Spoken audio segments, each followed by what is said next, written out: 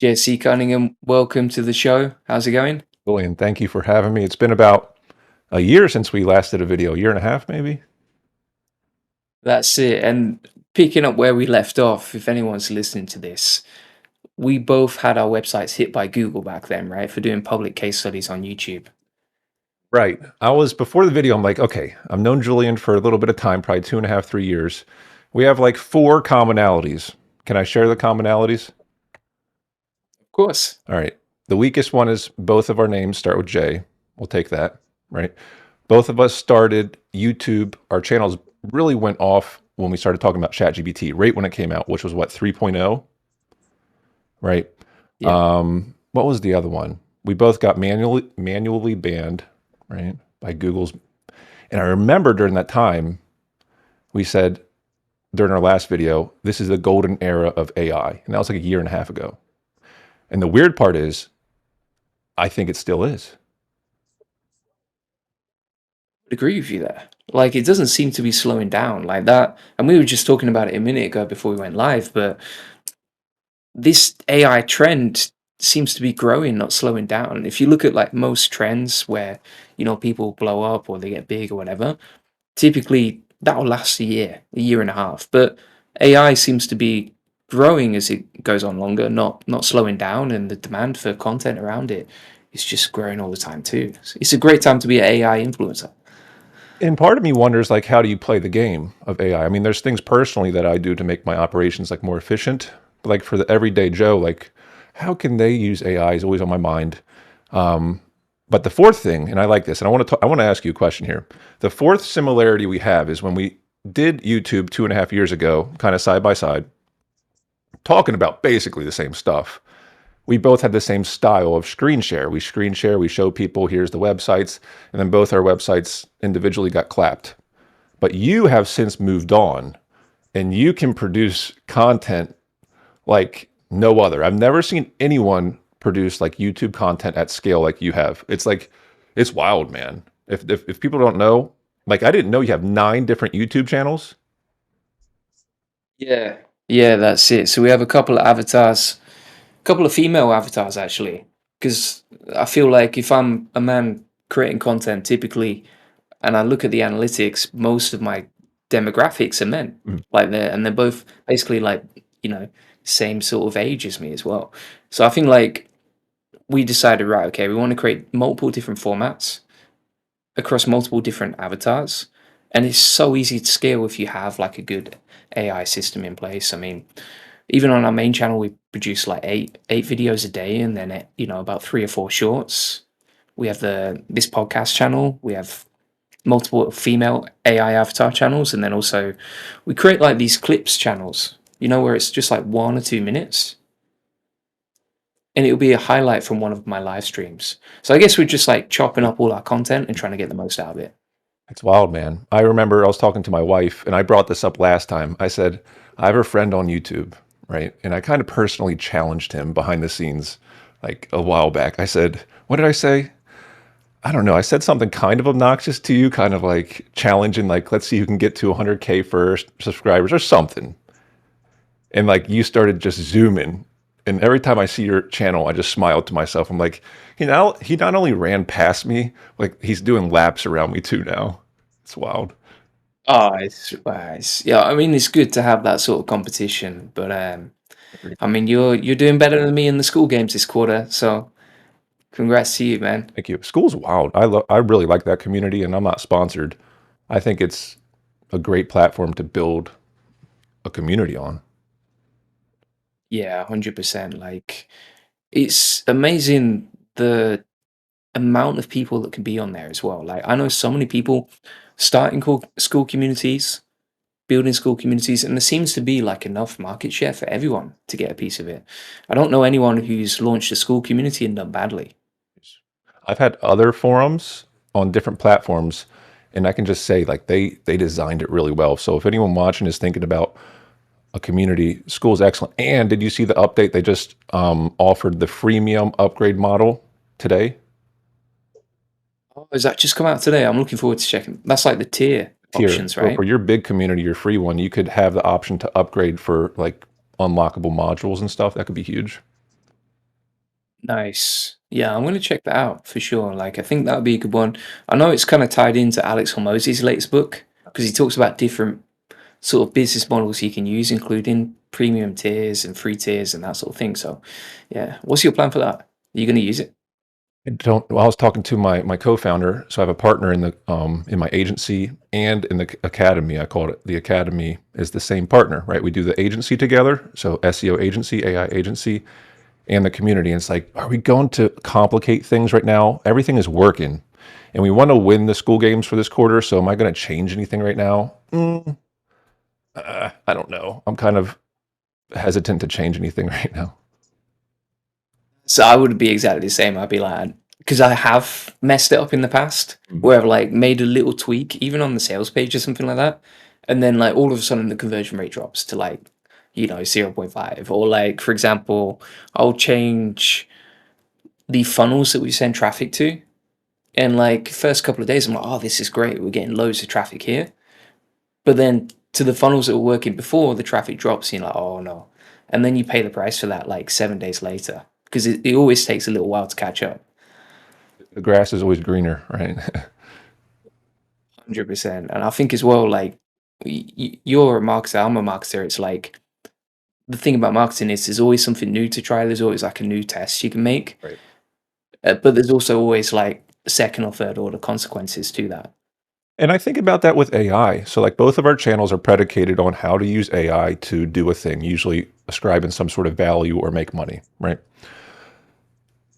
And the simplest things can make a huge difference for most people. Like, you don't have to overcomplicate using AI in your life to make a difference. And I don't want to talk about, and I don't think you do either, like too much like money aspects. But if you want to have a big difference in your life, something as simple as me, instead of watching YouTube channels, I push it to Notebook LM.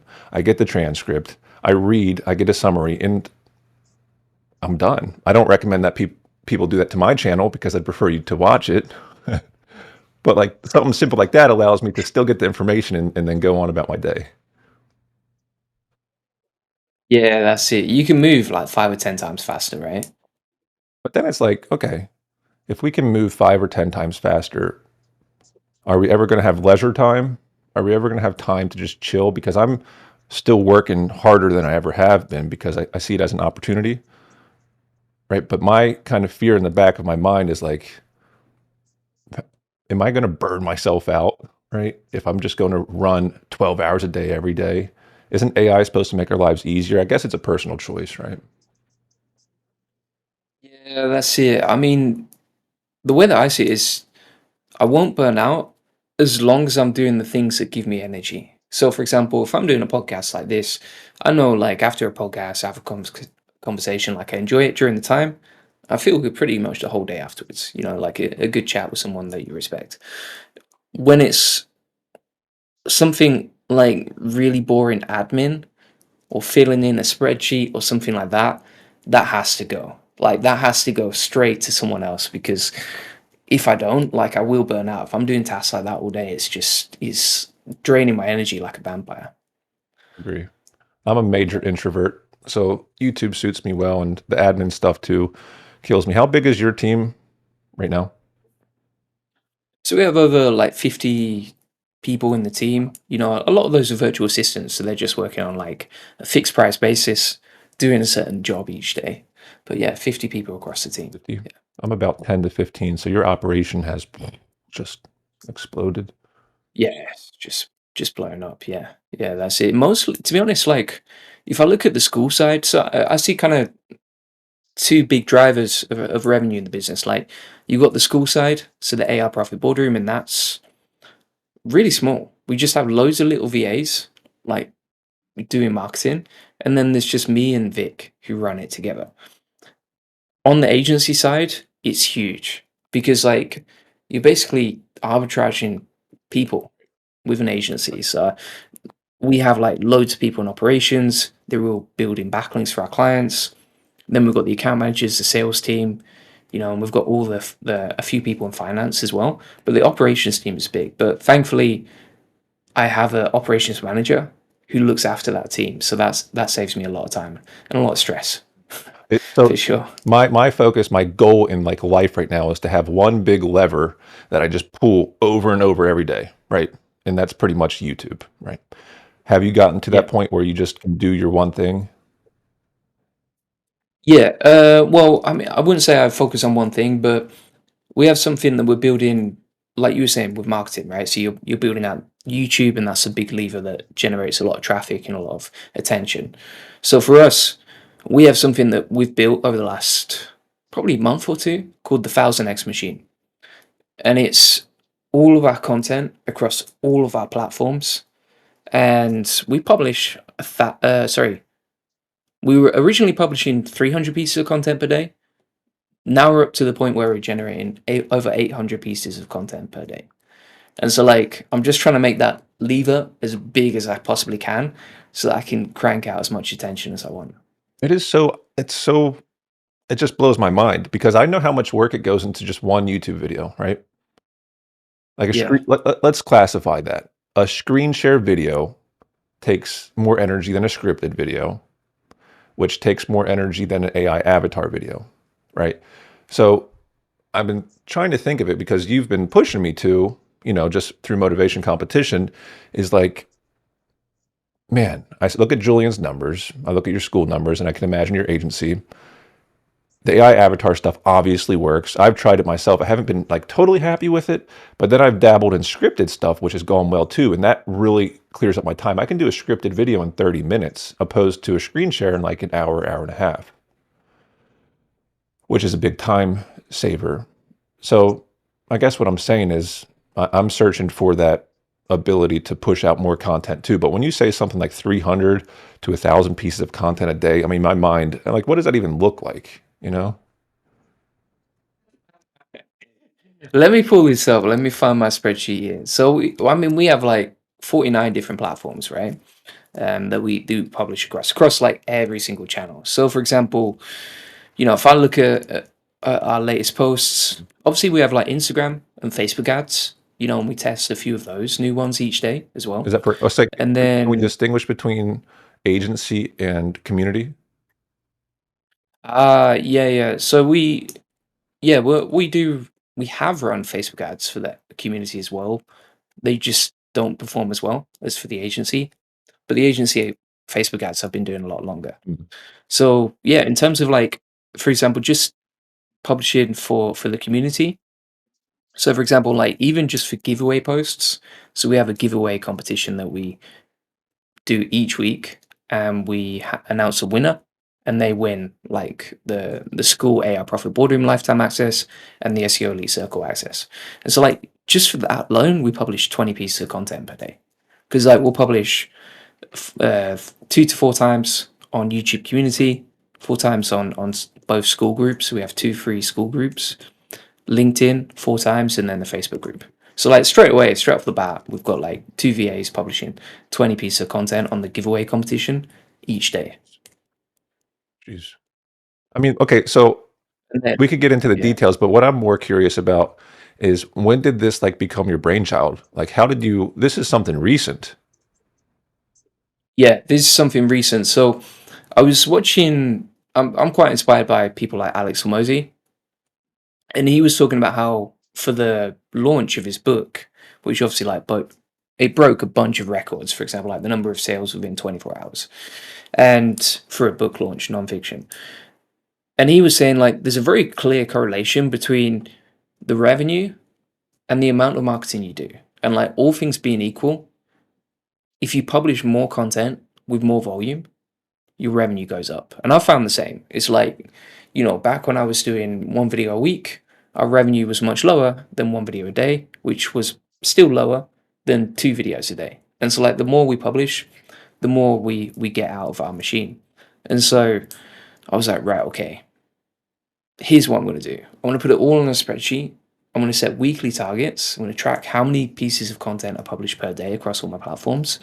And then I'm going to figure out, okay, what levers can I pull or what changes can I make in the system to scale that up even more and hit more and more and more volume to the point where, for example, even the clips channels, right? So we do these little clips where it's like 1 or 2 minutes of YouTube footage from a live stream, And we're like, right, okay, well, that works really well on this YouTube channel. Why don't we just do that across all of our YouTube channels? And then we can 5 or 10x it. You get the data. You're getting data off of different like micro channels, and then you can blow it up. Yeah, exactly. And then also what we can do is like we can that same publisher who's creating a clip on say YouTube, well, why can't they just publish that same clip on like school, both free school groups, all our social media platforms like LinkedIn and Facebook group and everywhere else? And then like when they post one video, actually we get like 10 pieces of content out of it. Okay, so then that, and I'm learning here live. Like I know people will be watching this video hoping for like AI tactics, but I'm selfishly Yeah. asking you questions because we don't talk often. It's okay.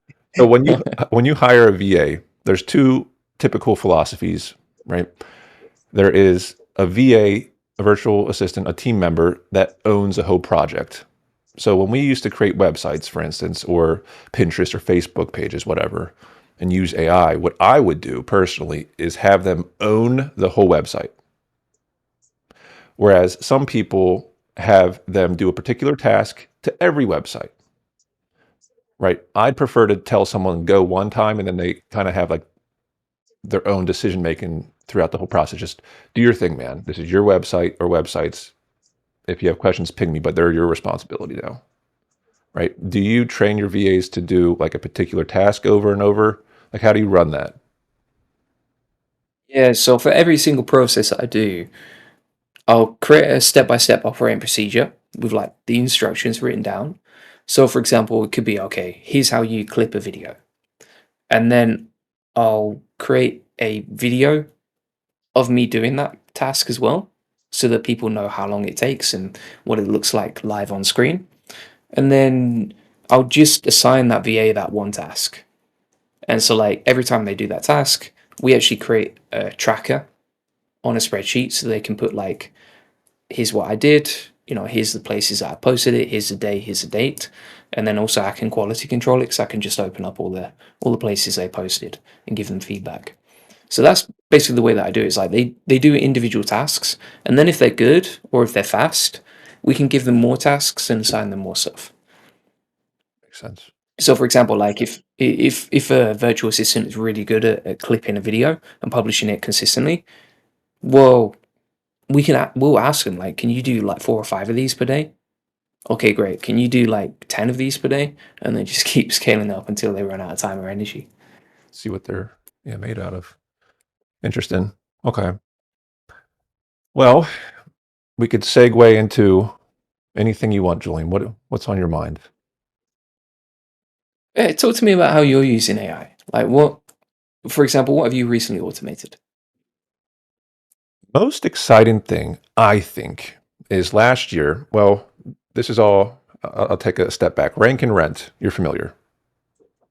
Yep, And I had a conversation with James Dooley, who's like, a legend, right? legend. And years ago, I worked for a firm as an SEO briefly that had 3,000 Rank and Rent websites, right? And the guy was based down in Florida. He had GMBs, Google business profiles for each one. And I'm just like mind blown. So eventually AI comes around, and my business partner, Sean, I'm like, man, is there a way we can automate this? And that's what we did last year. We created 50, I call them microsites, AI microsites. They're 50 pagers. Most people think of landing pages as like a microsite. I call them microsites. It's probably not the best term to call them a microsite because they're 30 to 50 pagers. They're local business websites that we put out there, and we do not attach them to any Google asset. No Google Search Console, no Google Business Profile, right? It's all AI, 100%.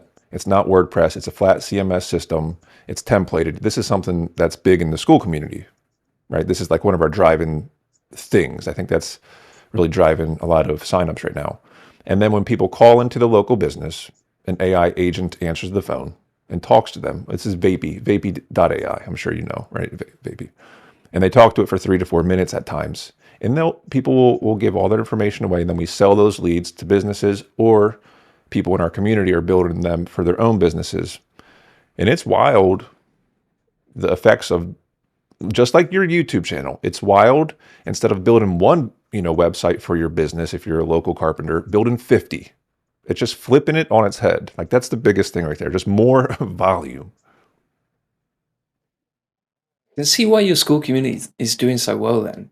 So you've created like basically a custom system that allows local businesses to scale up with loads of microsites. And then even for the inbound lead generation, which is a total nightmare. Like I know from speaking to people like James Dooley, the hardest part is really getting those leads and getting them to convert and managing them well. And so you've automated probably the hardest part of the process, right? That is still the hardest because I think then the interaction in the business relationship is the hardest part at this point.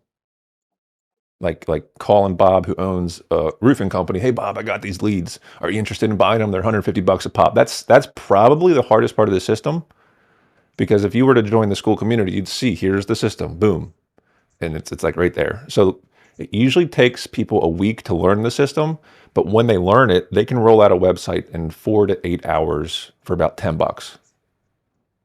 It's wild, and That's crazy. That's crazy. that's what I'm most excited about right now. Yeah.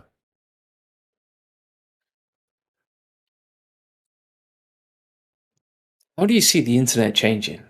Because, like, imagine if all these business owners are creating content like that on microsites and ranking them on ChatGPT or ranking them on Google, for example. What's the internet going to look like? That's a good question, but I'll back it up a second with there's a reason we do this with local businesses, because local SEO is much different than niche websites and everything else. Like, I don't want to say it's easy mode to rank, but if there was an easy mode online on Google SERPs, it's local business, right? So that's the reason we can do that concept. If we had niche websites we could roll out, like that's dead. That's done. That's not going to work. But I was thinking, I think it was yesterday or today in preparation for this meeting, I was thinking to myself, I'm going to go on Julian's podcast and I'm going to say, I think Google SERPs are better right now than what they were a year and a half ago. And I hate to say it because I'm an SEO, but I think AI overview was a good thing ultimately. I can see why they did it.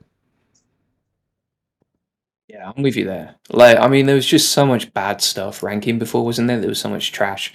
A lot of it spam as well. And also those AI overviews, they just tend to give better answers. Like, in terms of, if you compare, say, scanning a website and looking through all the content and information on there, particularly for blogs and informational, versus just asking the AI overview and then boom, you get your answer. That's 10 times better, right? I agree. And people will say, and I've seen them say, like, we are the culprits of, you're the reason this happened. I've literally seen people say that. And you were the problem. You were the ones creating spam. And okay. But you're mistaken. The purpose of an SEO is to figure out the algorithm, right? So we can rank our clients' websites better, right? And so we use our like public facing websites to show you, all right, let's test this concept out. It works. It got clapped, right? And I think they should have got clapped in retrospect. At the time, it hurt, and I was upset about it. But looking back, it's like, yeah, definitely. I think mine should have got clapped. Same with mine, right? I mean, that was a Bird's website fully written by AI, and not even a good AI. This was like ChatGPT 3, which was terrible writing. When I look back and I look at the content now, because it still generates some ads revenue from Mediavine, Does it? amazingly. Yeah, and when I look back and I check those websites, it's like the content is just so bad. It's embarrassing. The future of the internet. So do you remember during the HCU, there was a whole argument going on of people saying, do you think AI content will rank? Mm. That was a big thing. And everyone's up in arms, like it's never going to rank. Well, after 2 years, whatever, AI content does rank and it ranks well, but you have to be associated with an authoritative website, period. It's that simple. Yeah. And also, like back then, if you remember, like even a year ago, like using AI for SEO was considered like a taboo thing. It was considered like you're black hat or you're doing things the wrong way or blah blah blah. It's not an ethical way to create content. But now you look and you're like, right, well, these AIs, they write better than most humans. The content is more optimized. It's way faster, and you'd be crazy not to use this for SEO. Like, why wouldn't you? I mean, like, I'll give you an example. We don't, thankfully, we don't get that many complaints. But if I look at the complaints of content from clients, and they're always going to tell you the truth, we always had more complaints from human content from an agency writing with humans versus the content we generated with AI. We got far less complaints on that. Do you see any difference of ranking factors of the human written versus AI?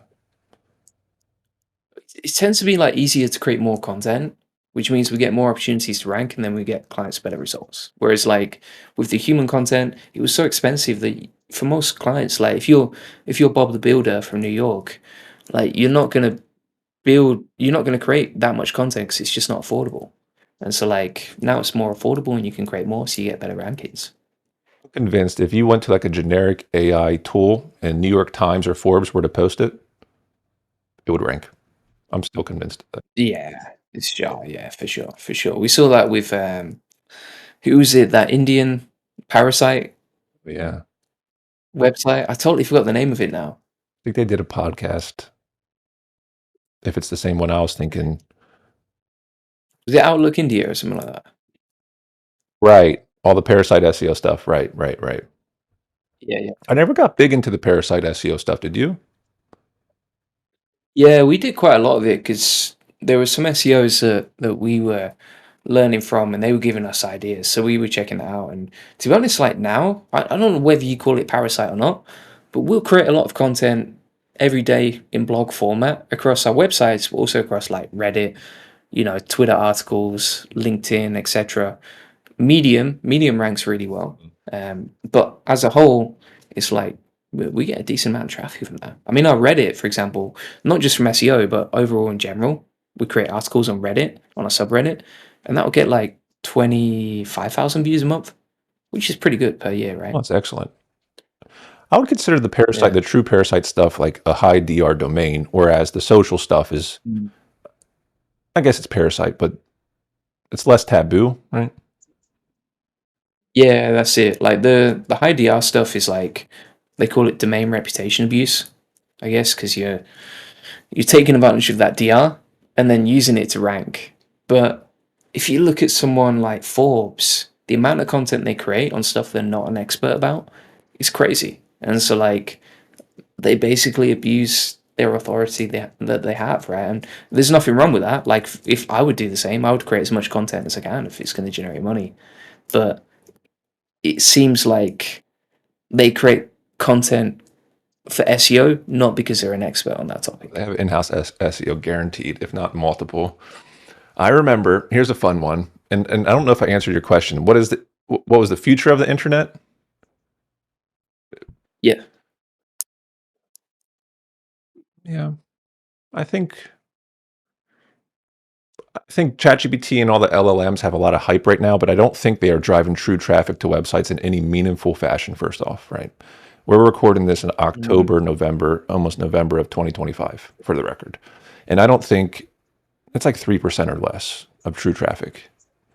Google still dominates like purchase intent traffic for sure. And I like the AI overviews. I bet you they're going to have good user experience with that. I bet you that sticks. I bet you local businesses still remain similar to what we see now. Because the way I see it is like an onion. This is how I've kind of perceived the internet. An onion is like layers. So the core of the internet is inside the onion, right? And Google's job forever has been to put layers on top of this onion. Well, one of the first layers it put was Google Maps, right? Map Pack, and all these local business things. So local business always had the layers because they monetize via ads very quickly. So I like focusing on local SEO because of that, because I think Google has already screwed with things. They already put their layers on. So the question then becomes, where are the more layers Google's going to put on? AI overview is huge. What's the next layer? I mean, that's open to the table. Where is it? Have you seen the AI mode, Google AI mode that's being tested? What do you think about it? I tested it out, I liked it, but it was something that I never went back to. Hmm. Because I think like as well, you've got all these different layers, like you were saying, right? So you got videos and you got images and you got map search and whatever. but also an AI mode. But you have to make it sticky and kind of like almost force people over, right? Like for example, when ChatGPT Atlas came out last week, the new AI browser from ChatGPT, Right. like every time I log into ChatGPT, even if I get rid of that notification, it's still trying to send me over to ChatGPT Atlas.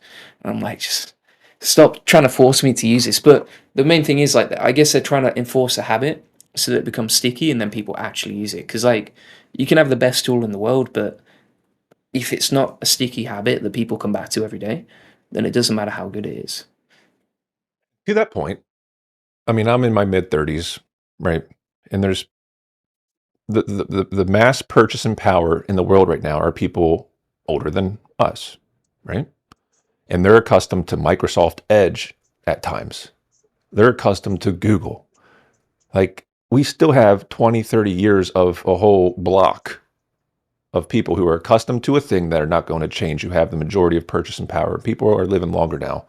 So for me, there's a timeline on every tactic, every strategy, SEO, AI, whatever. There's always like a timeline of viability. But don't underestimate the people with the money right now in the world, older demographics. They're going to use their old school stuff. It's still going to be here. So I'm not terribly concerned. And I think it's going to change. Yes. I don't know if I could predict how it's going to change, but I'm not concerned. Yeah, yeah, me too. I think as well, that when ChatGPT first came out, did you get told by a lot of people, or did you feel a fear that AI was actually going to replace SEO completely? Because that was a big thing, right? Like every other week, I was publishing videos saying SEO is dead. Right, right. That was the pressure point. Um, Yeah, I mean, I didn't know how Google would handle the slop, but they handled it well. I think they handled it well. yeah. I think my biggest fear was like, okay, if the internet sucks, if Google sucks, then where are we left? I didn't have the foresight. I think the Google engineers, they obviously are much smarter than I can imagine because I think they navigated that really, really well. They were outrageously good. Like, for example, when ChatGPT first came out, I don't know if you remember, Google, they only had Palm and Bard, right? Was it Bard? Bard. Yeah, Yeah. Bard, Hmm. Bard, yeah, Google Bard and Palm API. And they were both terrible. Like they were a 1 out of 10.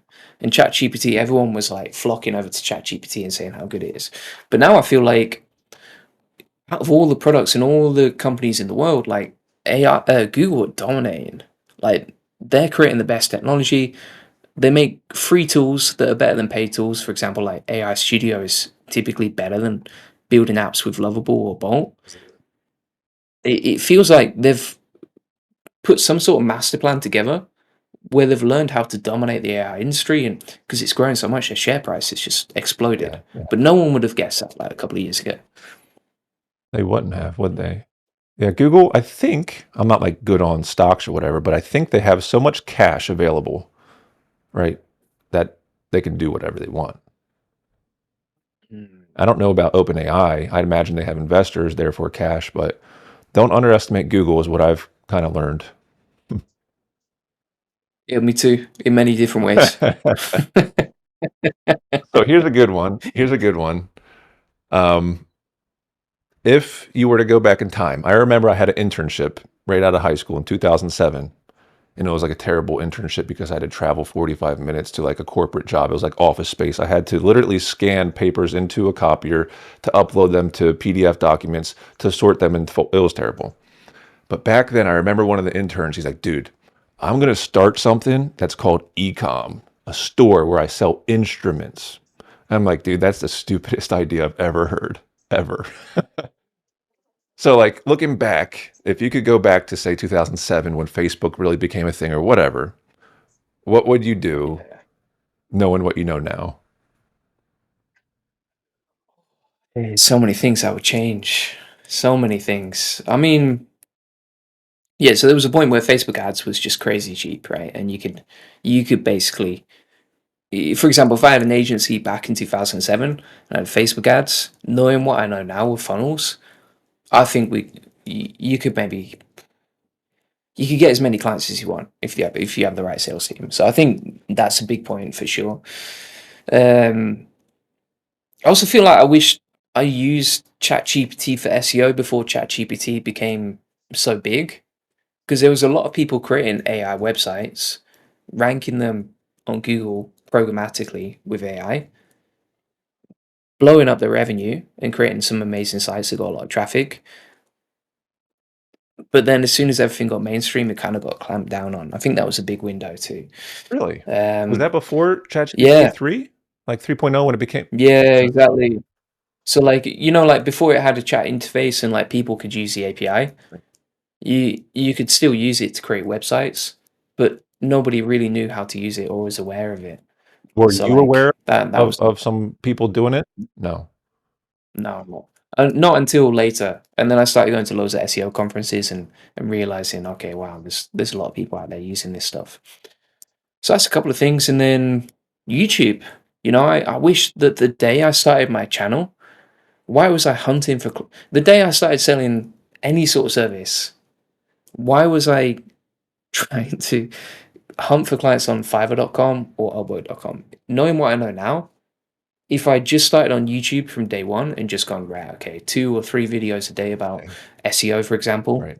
I would have number one been an authority in the niche like way, way faster, maybe 10 times faster, instead of like taking 3 years to get there, doing it in like 3 months.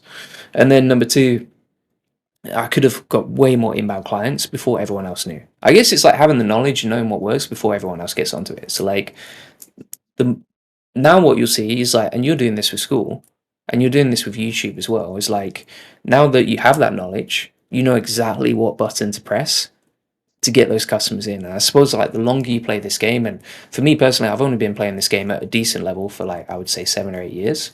The longer I play the game, the more opportunities I see, and the faster I can take advantage of them.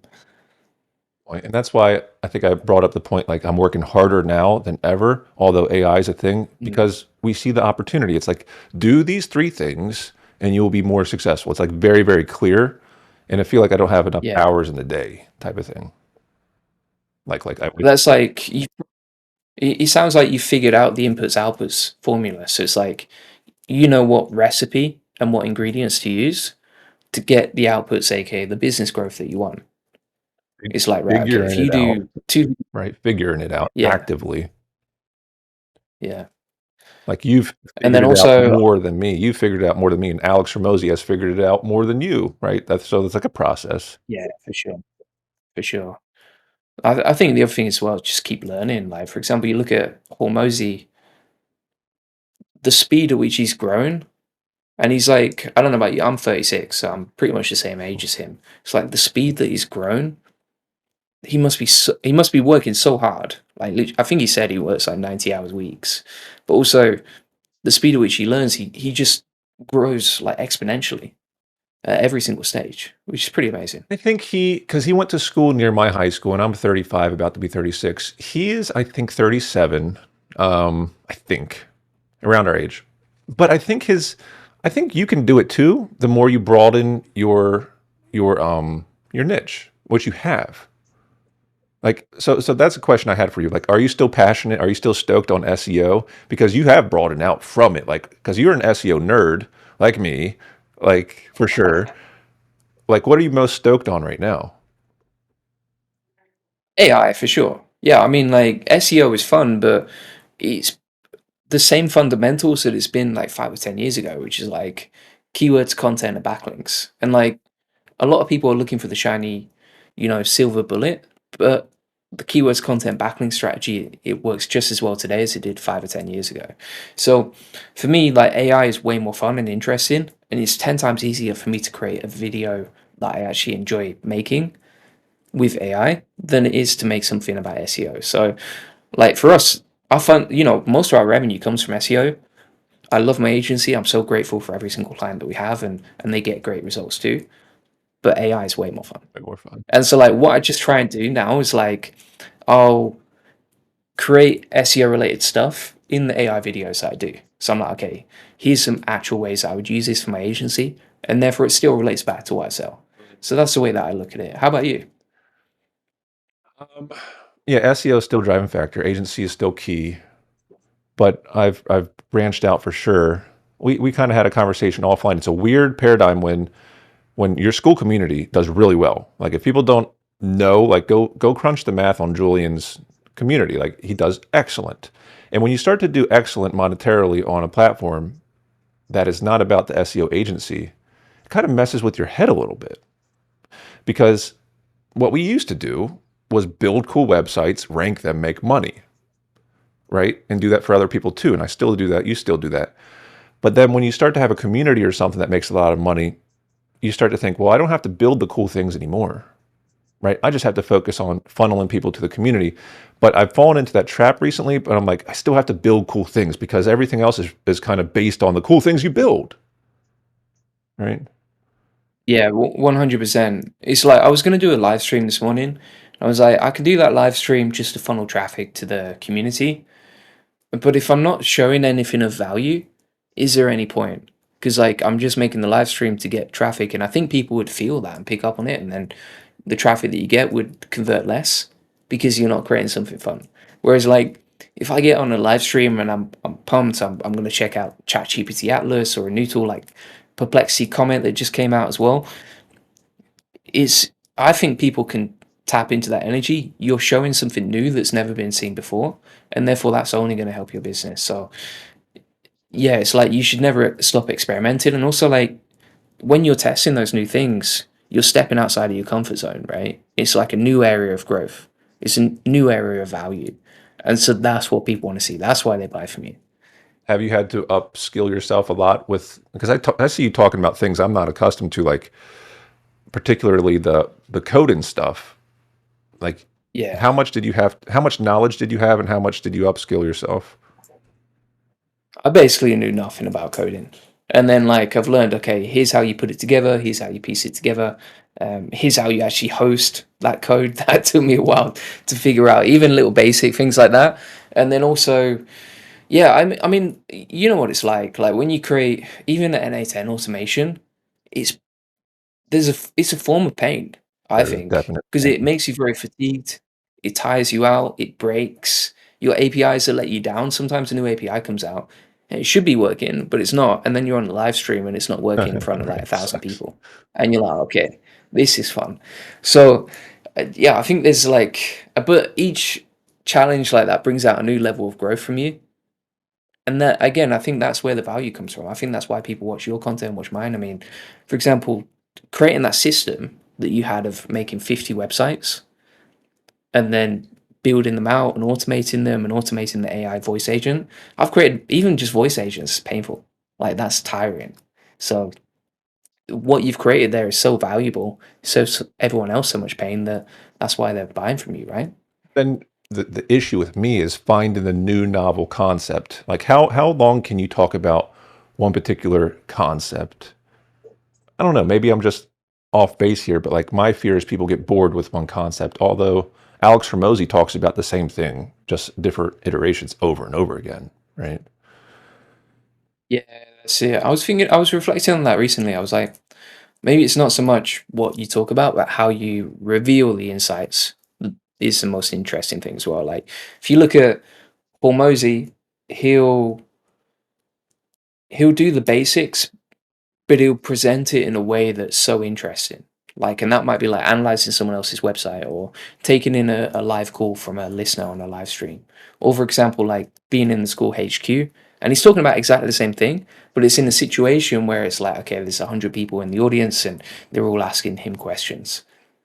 Presentation, then, because yeah, I wonder sometimes, and I've done this to some of your videos, and I'm not bashful about it. Like I will push your video through Notebook LM and get the script and like, okay, there's a video idea, and then make it my own. Like I've done it Mm. one or two or three or four, maybe more times, right?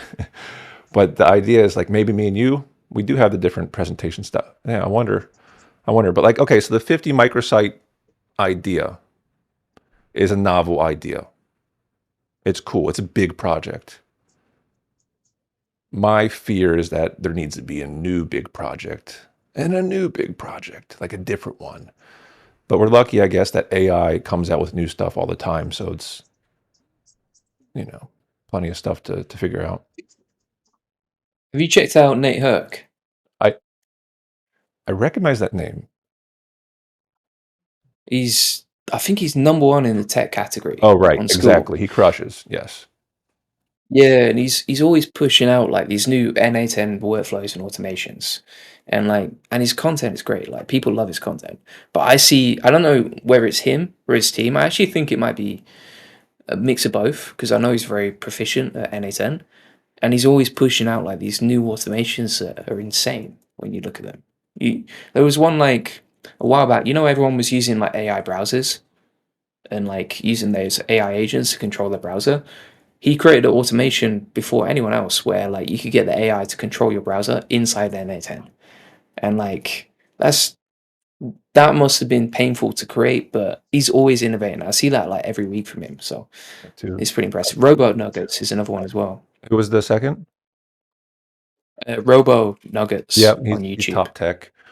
We have a team Yeah, member yeah. that just creates N8N workflows now, and that happened like 2 weeks ago. So we'll Mm. see. We'll see. That's smart.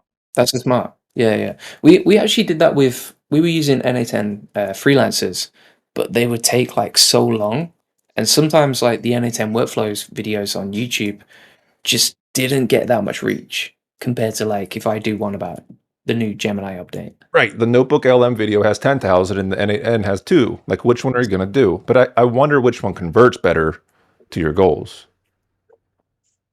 I wonder, like for example, maybe what I should do, and I'm just thinking about this as we talk about it now. Maybe what I should do is set up like a short link where I track how much traffic comes from one video versus the other one. And that's probably the closest you can get to seeing what converts the best You'll make an assumption on conversion rates. And then, based on the amount of traffic yeah. you get from that video. Yeah. I'd be curious. That'd be good data. I mean, you would think, no, I wonder if their platform will ever do it for us, school, because I know they're always pushing, right? Analytics. They're doing one that's coming, right? And it's like you can see the conversion rate across each platform that you get traffic from. That's coming soon. So they were saying, for example, like affiliate traffic tends to convert 3% higher than if you get traffic from YouTube.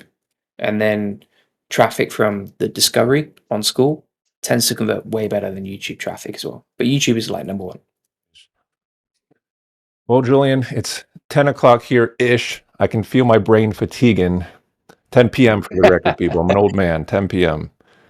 What should we hit on before we roll out? I think that's it. I mean, if you want to just talk a little bit about how people can get in touch with you and your school community or whatever, we'll put a link in the description so people can sign up. Yeah, thanks. So YouTube is probably the easiest thing, right? Jesse Cunningham on YouTube. And then school is the Rank Expand Academy. And so the whole concept there Nice. is probably similar to yours, is how to use AI to make money online in 90 days or less. Okay, great. Yeah, awesome. So I'll leave a link in the description. Thanks so much for being on and sharing everything that you have. And hopefully catch you again soon. Thanks, Julian. Thanks for having me.